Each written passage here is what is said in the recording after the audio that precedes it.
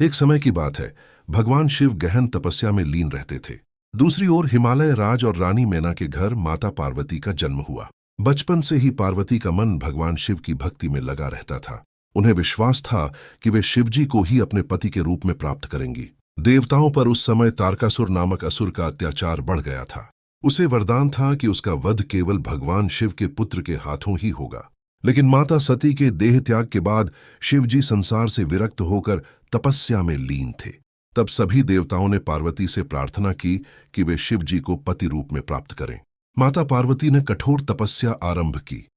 उन्होंने वर्षों तक अन्न और जल का त्याग कर केवल शिवजी का स्मरण किया।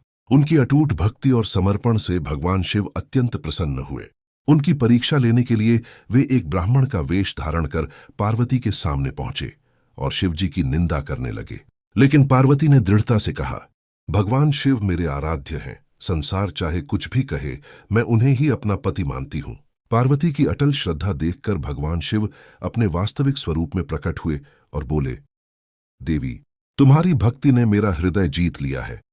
मैं तुम्हें अपनी अर्धांगिनी के रूप में स्वीकार करता हूं।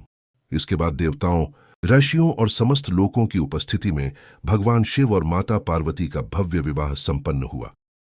यह विवाह केवल दो व्यक्तियों का नहीं, बल्कि शक्ति और शिव, प्रकृति और पुरुष के दिव्य मिलन का प्रतीक माना जाता है। विवाह के बाद माता पार्वती ने कैलाश पर्वत पर भगवान शिव के साथ आदर्श गृहस्थ जीवन की स्थापना की। उनके दो पुत्र हुए, भगवान गणेश और भगवान कार्तिकेय।